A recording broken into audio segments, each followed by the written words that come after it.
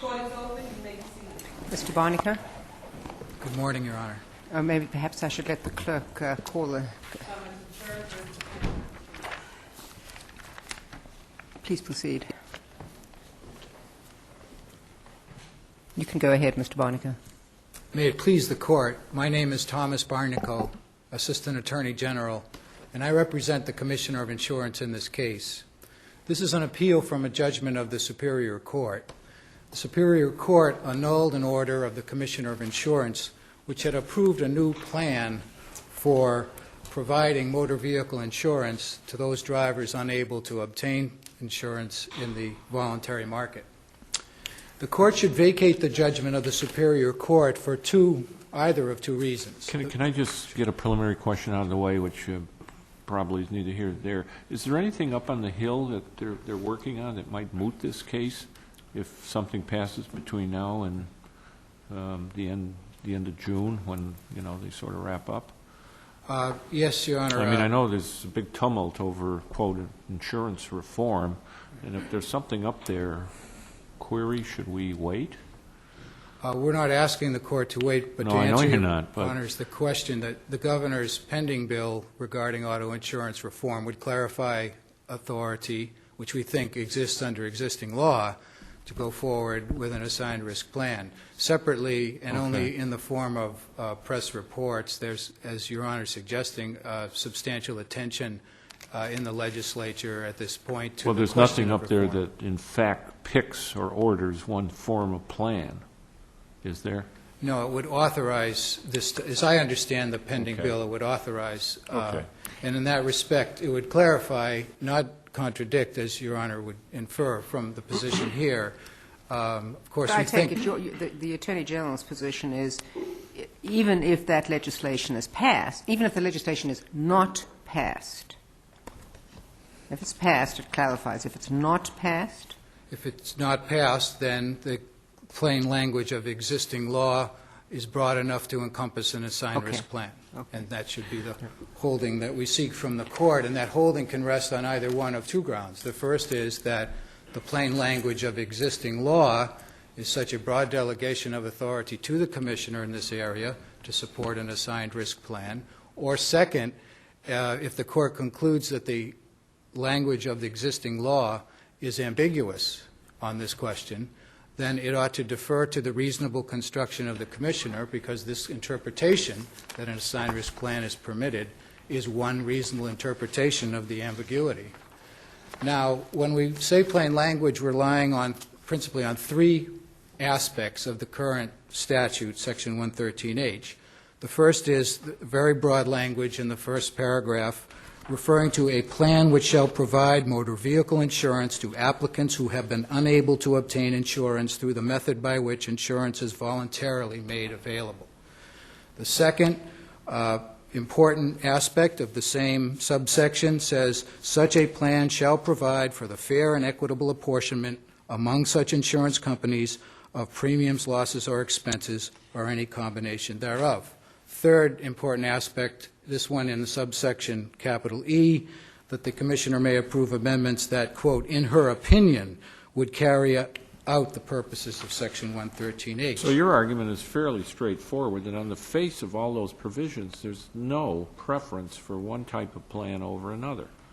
That's right. The choice is with the Entirely Commissioner. within the Commissioner's regulatory discretion. That's a question. And in fact, in this case, you'll find that the plaintiffs, I don't think, really quarrel with the proposition that an assigned risk plan, the same type of plan that's in effect in 42 states, furthers those two broad objectives that I described: provide insurance to those who can't get it, equitably apportion premiums, losses, and expenses. I don't think there's any question that an assigned risk plan does those two things. The argument of the plaintiffs is that there's something about the language in the statute, at least as you read it as to prior statutes, that forecloses any equitable allocation other than the use of a pool, a reinsurance pool arrangement. That's their argument, that not that assigned risk doesn't I think further it's partly that argument, but it's also, as I understand it, it was it's reading the language in the context of what caused the amendment. And so let me ask you Exactly. specifically, if you were to point to the very thoughtful decision of the Superior Court judge, where did he go wrong? Right? Page 14 of his decision. Okay, so you go with me with all the statutory history and why it happened and what Yes. the Commissioner Gailey said and so on and so on. Yes. So I get all the way to page 14, and then he says, He bingo, says that, there are at least 3 independent ways. right, but the focus clearly is on what Your Honor's alluding to, is his analysis of the course of statutes from 1953 to 1973 to 1983. And where he went wrong was in concluding that since the legislature in 1983 didn't reinsert the word applicants that had appeared in 1953, which Right. after which there was an assigned risk plan, that, in his language at the bottom of page 14, this signified that the legislature intended to preserve a hybrid reinsurance plan and not return to an assigned risk plan. That's Yeah. the leap that he made, and that's where he went wrong, because our argument is that rather, when the legislature returned again to this complex problem in 1983, it loosened the reins for the commissioner, allowed her to make the choice in her discretion about what might work best. Yeah, it loosened it considerably because the prior law had said throughout, we want a reinsurance plan. That's right. And they took that out. Particularly between 1973 and 83, multiple references to reinsurance And were they removed. take out reinsurance altogether and put it in the more neutral terms that you're talking about. That's And that would correct. seem to say, look, we're going to let you pick the best plan you want. That's correct, Your Honor. Now, I want to make a couple of other comments about the judge's approach, because it's a articulate explanation of the problem, the Superior Court decision, but it makes another error in the sense that it resorted immediately to the history of 1953, 73, and 1983 enactments. I have to say at the outset, to remind the Court, that the prior repealed versions of this same statute, 1953, 1973, are not legislative history of the 1983 Act as such. 1983 Act. 83 Act as such. In fact, as counsel for the plaintiffs candidly admitted in the Superior Court argument, and I quote, "I think all of us have looked hard for the 1983 legislative history and haven't really found it." That should have counseled the Superior Court to look within the 4 corners of the 1983 Act and focus on the very broad language that we cite. Now, of course, Although, well, there are two aspects in which he relied, it seemed to me. One is looking at the prior legislative enactments, and I understand your point, but then also looking at the Commissioner's, the Insurance Commissioner's 1989 report. To what extent, I mean, I know that's not legislative history, but does that inform should that inform in any respect, what the problem was here? I think it's really at the outer limit of a document that could bear on the question. Of course, we do take the position in numerous cases that executive constructions of statutes are entitled to wait. In fact, in this case, we think, following the Goldberg decision where Your Honors discussed this at length last summer, there should be even more than that. However, the 1989 report is contemporaneous of neither the 1983 Act nor the current order. And in addition, Your Honor, the 1989 report, as we say in the brief, we think is a description of the plan that was elected in 1983 by the then Commissioner, the so-called hybrid reinsurance plan that people refer to as Commonwealth Automobile Reinsurers.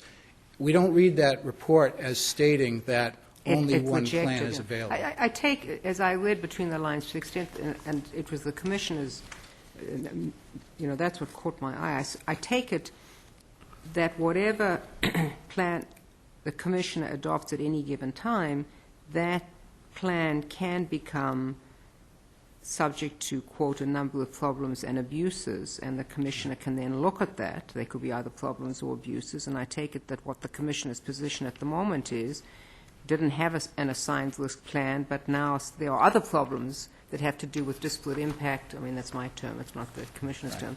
And so we now got to go fix that problem. And so is this a kind of, we fix it and then another set of problems arises, then we try and fix it differently? Yes, but here's the difference in our view. 1983, the fix wasn't to dictate any particular No, I type of understand that. plan. That you're saying is that you've got broad discretion, and the commissioner tries at any given moment to deal with this perennial difficult problem, sets a plan, takes a decade or 15 years or 20 years to work out what the problems of that. It takes another look. It's not working as well as it can, comes up with another plan, and it's all within what she's permitted to do statutorily. Yes, Okay. although we would admit that the 1973 version was much more specific about reinsurance than the other two versions. So I don't mean to say that there's only been one in statute in place, of course, No, or that they've been identical. Mr. Monaco, let me ask you this. You explain in your brief, and I'm trying to reconstruct it in my mind, why it is that the assigned risk plan will, in essence, ensure that all qualified drivers will be able to get insurance. The other side suggests that this plan doesn't ensure that, and actually the judge sort of finds that it doesn't ensure that. How does the assigned risk plan ensure it? Well, as far as ensuring that drivers who can't get insurance through the voluntary market get assigned to another carrier, there couldn't be anything more direct. The terms of the plan themselves say that if you're turned down by one, you're assigned by random. So there's to no the gap. others. There's certainly no gap as to the people who we understand to be those who can't Who are get turned down, presumably. voluntary. No. So no people gap. who are turned down, Right. who are qualified, they have driver's licenses, they haven't had a history of non-payment, or haven't been canceled for non-payment, or whatever those things are. Those people, there's no gap. You can't be in limbo here, unable to get in the voluntary market, but then unable to get assigned in the involuntary market. No, that's clear on the face of the plan. I think where they... That is, but there's this thing about this so-called clean-in 3. Can you explain to me how somebody who is so-called clean-in 3 but turned down in the voluntary market can still Right. get? Right. There was confusion at the hearing, and I think it remains somewhat. What happens to somebody who has a good driving record for 3 years and under the plan can't be assigned to through the assigned risk? What happens to them if they're turned away? And we've tried to make clear in our brief that our reading of the current plan is that that person must be written by the voluntary, if they're acceptable on a voluntary basis, they need to be written by that person because they can't be assigned if they're clean in 3. Now, but if there's any ambiguity, I should remind the Court, I think that's a legitimate concern about any plan, particularly one that keeps a large number of drivers out of the So you can see there is an assignment. ambiguity. There is a gap here No. that the No. regulations don't clearly cover. No gap, but They can't be assigned, and they can't get it in the voluntary market. no, they must be put in the voluntary market if they're clean in 3, if the order is at any way ambiguous on But that you say they point. must be. What if they're not? What ensures? It's not voluntary I mean, market if they have to be taken. yeah, other than a lawsuit, if they can't get an injunction, they're not covered. No, the plan as it exists, or this order, this particular set of rules, we interpret to mean that they must be written if they're clean in 3. Now, if there's any ambiguity about that whatsoever, the remedy is to simply remand that question to the commissioner to clarify that's the fact. Should Clarify make a further. change in the MAIP rules. Absolutely. Right, so an Right. insurer, in other words, cannot turn down anyone who is Correct. clean in 3, Right, which we think is clearly implied, at least by the current Correct. rules. but can be fixed. Okay. Mr. The Bonney? important thing for your purposes, Yeah, go ahead. and I can conclude there too, is this. That is, all we would seek, even if there's any concern whatsoever on the part of the Court, we seek a ruling from the Court that an assigned risk plan is permissible under the current statute. Okay. If you wish to vacate the order of the Superior Court and remand for any kind of clarification, even the Superior Court acknowledged that this issue is easily remediable, and so in and of itself isn't a flaw to our legal argument. I understand that's the relief. Let me again, I'm going back to Judge Gant's order. When he turns in his discussion after that, what you say is the leap that he shouldn't have made. And again, I was focusing on what Gailey said, the Commissioner said, because I listened to what the Commissioner says interpreting the statute. Judge Gantz essentially makes 2 points. One is, in 1973, the legislature plainly eliminated ARPs, correct? So in 1983, if it was permitting them again, surely somebody would have said something. And then combined with that, he says, the Commissioner writing in 1989 replaced what had existed with, quote, a hybrid of joint underwriting association and reinsurance facility. And you're just saying he was only focusing on those, the Commissioner was only focusing on those two because he just wasn't talking about an ARP? Because at the time, the election of implementation most logically meant to modestly adjust the reinsurance plan that had been enforced for 10 years to create the so-called hybrid plan or joint underwriting plan in which some but not all carriers would be servicing carriers. And so that's why later on in the same page that Your Honor is looking at, we think that the Gailey reference is that the plan was replaced the facility with a hybrid. It just describes the next step that was taken, not that was the only step permitted by the statute. So for these reasons, we ask the Court to vacate the judgment of the Superior Court. Thank you, Mr. Barnaker. I think I have Mr. Apjohn next. Is that correct, Mr. Apjohn? Good morning. May it please the Court. My name is Nelson Apjohn. I represent the Applee, the Commerce Insurance Company. With me this morning is my partner, Daniel Olahan, and James Emilio, the General Counsel of Commerce. I will address this morning the issue as to whether the Commissioner has the authority to implement an assigned risk plan under the Involuntary Market Enabling Statute, Chapter 175, Section 113H, which was amended as recognized in 1973 to eliminate the use of assigned risk plans. And if time permits, I'll also address the take-all commerce requirement of 113H, which is an independent violation, but also shows a legislative intent, even in 1983, not to allow an assigned risk plan. The analysis, and I'm convinced from the questioning and the argument this morning, has to begin in 1973, and it's important to recognize what happened in 1973. No, we recognize what happened in 73. But how do you respond to Mr. Barnaker's point that as a matter of legislative interpretation, you may look to see what happened, but then 10 years later, that doesn't become classically legislative history. You start by looking just at what the statute says. Yes. But what the statute says in 1983 and what it says today is the change that occurred in 1973. Up until 1973, we had an assigned risk plan as a matter of statute, right, and that allowed for the allocation among insurance companies of applicants for insurance. 1973, that language is changed to say that insurance companies shall prepare a plan that allows for the application or the apportionment among insurance companies of premiums, losses, and expenses. It goes from a risk-sharing plan to a loss-sharing plan. Yeah. This is recognized by Commissioner Gailey in his 1989 report to the legislature. But the problem is that you're assuming that that change and that change alone in the 1973 version, 1973 Act, would have mandated reinsurance. No, Your Honor. And precluded an ARP. There's a lot of other language that makes clear this repeated reference to reinsurance, reinsure, that we know that that's how that limitation That's worked. why it's important. That's why I said two things happened in 1973.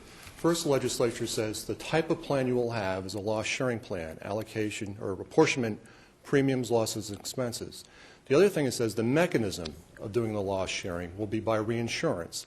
That's contained about 5 paragraphs or 6 paragraphs in where it says distributions of expenses and losses shall be by reinsurance. What happens in 1983, the legislature keeps the requirement, the type of plan, loss sharing. It keeps the language. You have to have an apportionment of premiums, losses, and expenses, but it changes the mechanism. And the mechanism that it changes is the so-called hybrid mechanism. It's still loss sharing, but a different mechanism. What they decided, instead of having every carrier serving as a servicing carrier in Massachusetts, you'll have an element of a reinsurance facility where all carriers have to be members of the plan, but only a limited number of carriers, but no less than 20, will act as servicing carriers. This is the hybrid mechanism. A quick fact, are there 20 servicing carriers now? There's 19 now. There's only 19, are there only 19 insurance companies writing in Massachusetts? I believe there's at least 20, but there are only 19 servicing carriers. I'm sorry, I didn't mean to interrupt So you. you Please do it go on. by reinsurance. You Yes, you keep the loss sharing plan, you do it. Exactly. The mechanism changed, but the type of plan remained the same. Because go back to 1973, that plan, the ARP, the assigned risk plan, prior to 1973, provided insurance to everyone. The reason it was changed was not because it was unfair to insurance companies, not because it didn't allocate the burden correctly. It was changed for consumer reasons. It was changed so that consumers could deal with the company of their choice. And also it was changed so that the consumer did not know whether you were assigned to the plan or not, whether you were ceded to the plan, because that happened behind the scenes. That was 33 years ago, and an awful lot has happened to the insurance industry in the last 33 years, and particularly the insurance industry in this Commonwealth. Yes, and that issue is being debated in the legislature probably literally as we speak, Could I Your Honor. ask you, it seems to me, if what you have to do, you have to come up with a plan that will equitably, fairly, apportion or allocate premiums, losses, expenses, or any combination thereof. It seems to me that an assigned risk plan accomplishes that end result. It simply does it indirectly rather than directly, but it still serves that same end result. As did the assigned risk plan prior to 1973, but they used that language to say abolish the assigned risk plan. Well, they used that language plus the specification about reinsurance. You take away the specification about reinsurance, why can't you accomplish this objective by some other form of plan as long as its ultimate result, its effect, its practical effect, is still a fair allocation of premiums, losses, expenses, or any combination? Because the legislature was looking at more than the ultimate result. It was not simply a plan to provide insurance, but how consumers were treated under the residual That's in market. 1973, no question. But also in 1983, Your Honor. And how do I get there? All right. First of all, they kept the language as to the type of plan. Portion, premiums, losses, and expenses, not risk. Number two, they have the take-all-comers requirement. That's a general requirement in 1973, but when you go to the limited number of servicing carriers in 1983, the 113E provision, take-all-comers, is placed in 113H. It applies only to servicing carriers. And that's recognized by the division's chief counsel in an article dealing with the changes in 1983, which he says that after the amendment in 1983, servicing carriers, as all carriers in the past, must continue to accept all applicants. That's the consumer protection, is that you have consumer choice. You're down to 20 carriers as a guarantee of consumer choice, but you do have the consumer choice of 20 carriers. Servicing carriers in Massachusetts must take all comers. That was recognized, as I said, by the division's chief counsel in 1983. It's also recognized by Commissioner Galey in 1989 in a comprehensive report that was prepared pursuant to statute. And he also addresses the question you raised, Your Honor. He says it's a fundamental difference going from risk sharing to loss sharing. And that's what the legislature intended in 1973 when it changed the words. He also says in his 1989 report, referring to the 83 changes, is that we still have a loss-sharing system. It's not risk-sharing. There was nothing to show that the legislature intended to reopen the door to the assigned risk plan. But Commissioner Galey was not trying to implement an assigned risk plan. He was not trying to implement it, but that's a statute that he's in charge of enforcing at the time. It seems to me at best ambiguous how much he is really saying there. Well, look at the division's chief counsel dealing with and here's the chief legal person at the division dealing with the 1983 amendment when it's passed. And she says there's still a take-all-comers requirement for servicing carriers. A take-all-comers requirement, as Judge Gantz found, is fundamentally inconsistent with an assigned risk plan because in an assigned risk plan, the carriers must reject the applicant. But if to you have no it longer involved. have servicing carriers, you've eliminated the concept of what was previously understood to be the servicing carriers, namely the people who were participating.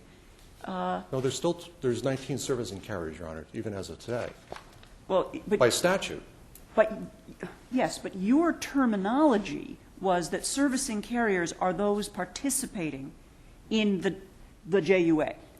It's not a JUA, in the sense that all carriers are members. They have to share the premiums, losses, and expenses, every carrier in Massachusetts.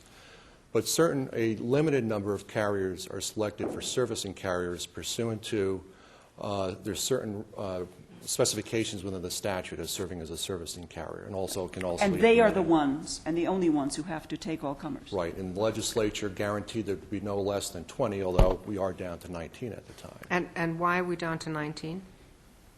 Because as far as I know, the commissioner has not yet appointed a 20th. It's not because they're not people who don't want to become service carriers. I'm not sure, Your Honor, if it's voluntary, actually. No, I know it's not voluntary, But it's my understanding there are at least 20 carriers in Massachusetts, so if you wanted to go to the 20-carrier mandate, you could actually satisfy that. But I think that the issue is that the 20th carrier, the 21st carrier is so small, it really doesn't make a difference among the other servicing carriers. Okay. Is there any Thank you, other Mr. questions? Apjohn. Thank you, Your Honor. Mr. D'Amato, am I getting the order correct here? Good afternoon. Good morning. Good morning. May it please the Court, my name is Stephen D'Amato, and I represent the Center for Insurance Research, which is one of two consumer groups that's sole interest in this case is to represent and protect the interest Putting of consumers. aside for the moment the question what the legislature intended, what is so bad about an assigned risk plan that you people don't want it? Well, an assigned risk plan, people tend to be placed in assigned risk plans based for a whole slew of discriminatory reasons. Credit scores, income, there are proxies for race that are used. Massachusetts has the most pro-consumer auto insurance system in the nation because we don't have an assigned risk plan. And if you look in the states where they have assigned risk plans, people of color, people of low income tend to be disadvantaged as a result of that system. But I think the rates are the same, aren't they? I mean, if there are discounts, being in the assigned risk plan, even today, if the rates are the same, there are a whole other number of areas you lose access to discounts. If you have a discount with your homeowner's insurance policy and you're forced to a new carrier, you lose the joint discount. You lose access to certain companies that have better service than others. But isn't that what you're talking about taken care of by the way the commissioner wants to do this assigned risk plan? I think absolutely not. And I outlined that at great length, but I in the brief why it is that there are Because problems. you get assigned to a carrier, service carrier, that doesn't have all of these other things. Is that what you're saying? That's correct. But if it's random assignment, how can it have this impact on particular? I think that's the important. If the random assignment, you could be assigned to a carrier that doesn't have a discount. You might have started with a carrier that has a discount. Now you go to a carrier that doesn't have a discount. I think that we want to make it clear that there are a number of consumer reasons why we oppose this, but we understand that the legal question is going to control in this case. And I think in answer to the question that to Mr. Apjohn, But if it's an assigned risk plan, if people are truly assigned randomly, how does it fall disproportionately on minorities? because the people get assigned randomly, in order to be in the pool that's going to be assigned randomly, you have to be rejected by insurers, and they reject you based on things like credit score, income, those sorts of things. So the people who end up, being subject to this plan in the first place are subjected to it based on the fact that these. The reason I asked the A question bad is credit score has there's a reason Validity. for that. Well, there's a real big policy debate about that and whether that's really just a proxy for race and income. Well, the reason I asked the question is there's sort of an undertone in the case that the big insurance companies, Commerce and Arbella, are ganging up on the little insurance companies. And they did. And the way to remedy that was the way the commissioner just did so in the last couple of months, to issue an order that changed the distribution of losses. And the reason we're here is not because we have any affinity for Commerce or Arbella, but because the consumer protections that are inherent in the current system would be obliterated by the commissioner's ruling. And those two, the point is not to focus simply on the words in the enabling statute. The entire Chapter 241 itself was a pro-consumer statute. And that statute has a number of provisions that are inconsistent with an assigned risk plan. And Commissioner ignores those provisions. But for instance, there's a provision that talks about exclusive representative producers. They define exclusive representative producers.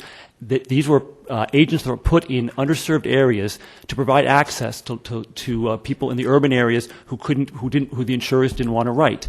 The Chapter 241 specifically says that these people are private passenger, these are producers who write private passenger automobile insurance exclusively through a servicing carrier. Not 2, not 3, not 10, not 19, a servicing carrier. If you look at the totality of the statute, no one ever thought that Chapter 241 was opening the door to an assigned risk plan. If they wanted to do that, they had the language to do that. But if you look throughout the statute, the take-all-comers requirement, we have opinion by Joan Garrity, then General Counsel, contemporaneous, long-standing opinion, which eliminates the deference the Commissioner receives in this case, because under Connery and the Wellington cases, the deference goes to Joan Garrity, and she specifically says that servicing carriers still have to take all comers. That was one of the two main points of Chapter 241, was to make it so that servicing carriers, that certain insurers didn't have to take all comers, a very small percentage of the market, maybe 5%, but the servicing carriers still had to take all comers. And she interprets that, her interpretation is very clear about that, and the Commissioner simply ignores that. The Commissioner has ignored the ERP system, and not only that, but has gone so far as to make it so that if you're a clean and 3 driver, in areas like Dorchester and Roxbury, you will no longer have access to your local agent. You're clean and 3. You're not allowed to be written in the plan, but your local agent no longer can write you. So now you have to go where? You have to leave your local area. One of the main points of Chapter 241 was to set up this ERP system. If the legislature had wanted to reopen the door to the failed assigned risk plan, which was a disaster before 1974, they would have used specific language. What if somebody now goes to an IRP who's not assigned to a servicing carrier? Can that happen? All the ERPs are assigned to a servicing carrier right now. They all are? Every single one of them? Every single one. That's Is that by definition? That's by definition, yes. And the language was changed. The Commissioner makes much of the fact that they eliminated the words reinsurance, but you have to eliminate the words reinsurance if you're going to establish a hybrid JUA. Because joint underwriting associations, they have, I mentioned two in my brief, that there's a liquor liability JUA, and there was a med mal JUA, and they use the language insured in the plan, not reinsured, insured in the plan. And in fact, even Chapter 551 of the Acts of 1973, the Commissioner says that the Commissioner can't find the reference to that. Under the present plan, I just have very little time. It's okay.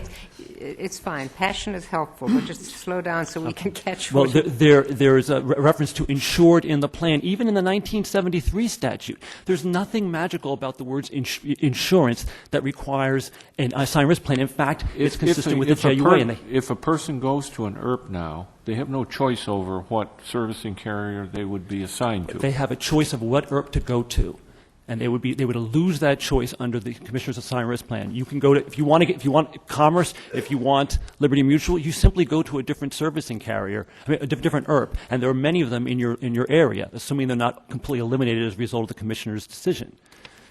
I think if you look at the So in Roxbury and Dorchester, we got an IRP for, Absolutely. that will take you to Commerce or Arbella? Several, yes. In all these areas, there are many different insurers writing these areas precisely because Chapter 241. And under an assigned risk plan, wouldn't you have the same thing?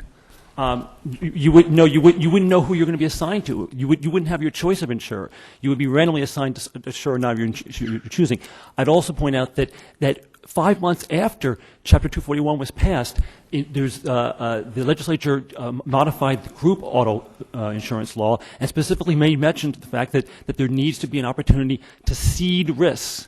And I would suggest that the legislature knew at the time that cession was still going to be part of any plan. It's statutory. You have to be able to cede risks, and the Commissioner does not allow for the cession of risk in her plan because cession of risk is inconsistent with the assigned risk plan. So when you examine the totality of the statute, there are so many inconsistencies within the assigned risk plan. There's a mention of service carriers in the assigned risk plan.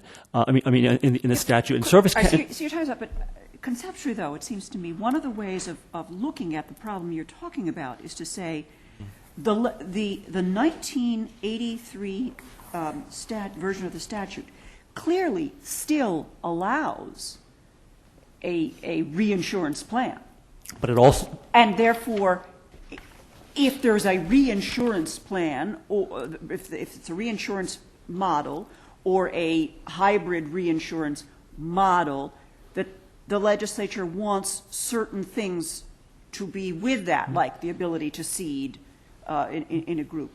But does that command that model as opposed to simply making provisions that if that's the model you choose, Commissioner, you're going to have to include these features? no, but I think that what they're saying, the reason they expanded from just a reinsurance facility to the hybrid JUA, and so all they were doing was providing the opportunity to give the commissioner the choice between the reinsurance facility and the hybrid JUA. In the 1980s, they went with the hybrid JUA. In the 1990s, they went back to a reinsurance facility. But in no way were they expanding it beyond that because of all these, because number one, Joan Garrity makes it very clear that they weren't doing that, and number two, all these other inconsistencies, including, I was going to mention one other one, which is the service carriers. Service carriers are not part of an assigned risk plan. Why did they take the word reinsurance out 3 or 4 times? If doesn't that support what my sister just said? Because you need to eliminate the word reinsurance to allow the JUA aspect to come in. That's why I referenced the MedMal JUA, the liquor liability JUA, and I'll point out that the words insured in the plan were also part of the statute in Chapter 551 to begin with. There's nothing magical about the words insured in the plan. They simply were designed to allow for the hybrid aspect, which wasn't authorized prior to 1983. And lastly, I'll just say that the servicing carrier issue, service carriers service plan business. They don't assume risk. And in the reply brief, the commissioner mentions 3 examples of assigned risk plans, supposedly where they're servicing carriers, but none of those 3 examples does the underlying risk of loss, is it borne by the insurer. And I just point that because there are just so many inconsistencies. No one was thinking about this. This is an invention by insurers in the last few years when they thought they could, when memories have faded, that they could slip an assigned risk plan past this court. And I ask Can I ask you this question, though? You said servicing carriers simply assign risk, or they cede risk. Well, if that's the case, then why are there such disparities in the survival rate of servicing carriers? Why does it make any difference what your ERP's loss ratio is if you're simply moving all the risk onto ceding it to the pool? Because the commissioner, as part of the acts of the reform in 1988, the commissioner was allowed. There were concerns about the pool being so large as a result of insurers not wanting to write risks that they created financial incentives not to cede risks. So if you have a bad book of business, under the old rules, you would just simply cede those risks. Well, now if you cede them, there's a little bit of a financial penalty, and sometimes a significant financial penalty. So even for service carriers, if they cede risk, there's a financial penalty. Exactly. Okay. So they're not just moving risks on; they're actually accepting some. Well, they don't have to accept the risk. If they write them in the voluntary side of their business, they are writing them voluntarily. But there's in no way are they that's not the servicing carrier that's doing that. That's the voluntary carrier. All policies written through an ERP, are those policies and the risks and the premiums simply ceded through the servicing carrier? Many of them are. But not all of them. But not all of them. The servicing carrier can make a decision. To accept it on their, they have a dual insurer. They'll have the voluntary side. They could make a decision to write voluntarily, as you always can. Every servicing carrier throughout the nation could always decide to use their voluntary side to write business, but the service side of it is simply a service fee. I just mentioned that as yet another. And what is it that you're asking us to do? I'm asking you to recognize that the Chapter 241 was not designed to reopen the door to the failed assigned risk plan of 1974, was simply designed to slightly modify the take-all-comers to allow a few insurers not to offer, not to write risk, and to make it so that the consumers would have access to agents in their local areas, and not to bring this discriminatory practices that these other 42 states have to Massachusetts without the legislature specifically saying so. The legislature has to make the decision, not the Commissioner of Insurance and the 15 insurers who are supporting her in this action. Thank you. Thank you very much. Mr. I apologize for going so quickly. That's fine. You got asked lots of questions. Ms. Fitzpatrick, would you like to bring clarity to this within 4 minutes? Thank you. Good morning. May it please the Court. My name is Roberta Fitzpatrick, and I'm counsel for Arbella Mutual Insurance Company.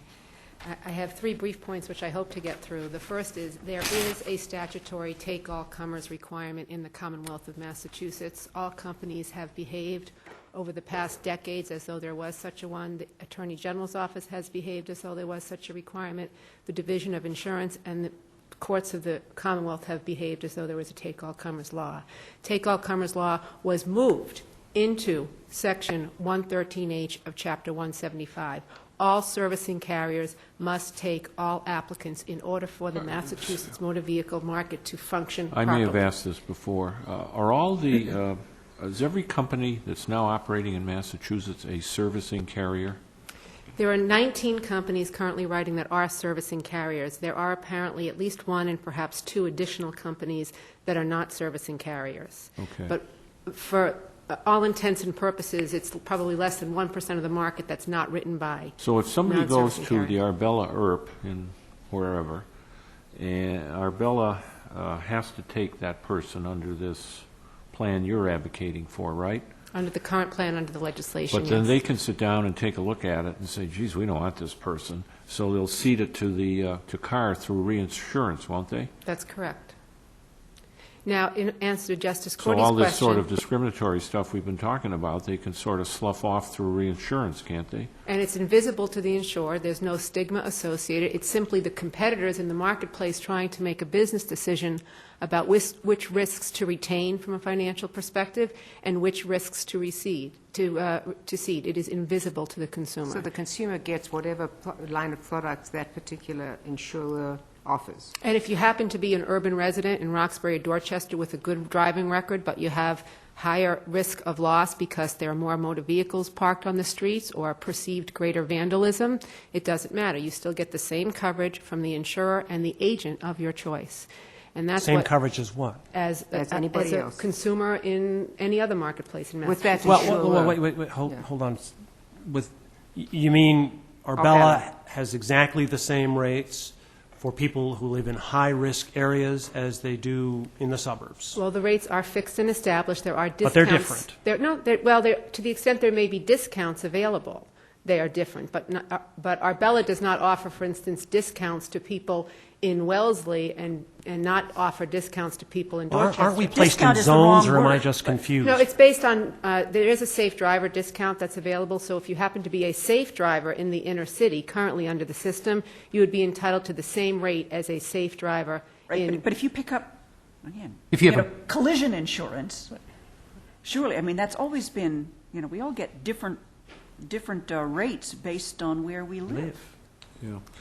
Well, on the rate issue, the rates are fixed and established by the commissioner. There are territory subsidies. There are subsidies that change things so Let that... me ask you this. Under the present plan that you're advocating for versus the assigned risk plan, which the commissioner wants to implement, does Arbella make out better financially in its bottom line, or does it not? Under the assigned risk plan, nobody will be able to answer that question. I think it all depends on how well a company manages its book of business in the marketplace. And companies that have managed the book of business successfully with consumer-friendly legislation are here today because But it's under the worked for them present plan, financially. you concede to a reinsurance company, and they pay you, do they not, for the losses in some way? Actually, this is an important point. It's the entire pool shares in the deficit, so all the companies share in the deficit. All the companies that write in Massachusetts share in the losses based on their percentage of market share. Okay. And some companies cede the risks, some companies retain the risks. The commissioner has recently brought parity to the precise issue that we're here for by bringing the tolerance down below 1%. So that the loss ratios now are within 1% of one another. Why are the in a much more why narrowly are the smaller tailored companies means. so upset about this, that they're siding with the Attorney General? Well, I think that there's a perception, perhaps, and I don't really know, that some companies manage their books of business better than other companies, and they feel that this would level the playing field for them. However, there is a much more narrowly tailored, less onerous way of doing it, which the commissioner did, versus doing it on the back of urban consumers, doing it on the back of urban agents. All right, get back to this. So urban consumers under the assigned risk plan would pay more than they pay now. The rate, actually, that's a very interesting question, because the Tillinghast report, commissioned by the Commissioner of Insurance, said, and in every other state, there must be what's called a dirty rate, as Judge Gantz hung on to that phrase. It's a rate that reflects the fact that these are higher risks. Currently, there's a lane bowling amendment in Massachusetts which prohibits insurers from charging different rates, whether you're in the plan or out of the plan. But there are many who believe, including the Commissioner's own report, and including many people that testified at the hearings, such as the national companies that the governor is interested in attracting, that it will not work without flexible rating. Without a dirty rate, you will have all of these people placed into the plan. Your answer to my question is? Currently, there's a prohibition against charging a different rate for people inside the plan and people not in the plan. But what is different about it is access, and you will have people that will be turned away at the point of application, and that's why it's inconsistent with the take-all-comers rule in Massachusetts. Ms. Fitzpatrick, what was your second point? My second point really was that on the big picture analysis, and as Judge Graney wrote in the Massachusetts Association of Insurance Agents case versus the Commissioner, the Massachusetts legislation is spread out across many, many statutes, and all of the statutes must be read as a whole. This assigned risk plan implemented administratively is simply inconsistent with Chapter 175, Section 193R, group rating. It's inconsistent with the take-all-comers law. It does not work because of the clean and three problem, and that's inconsistent with the take-all-comers law. And that's why this should not be accomplished by administrative fiat, but why we should wait for the legislatures to act. Thank you very much. Mr. Barnacle, before I rise,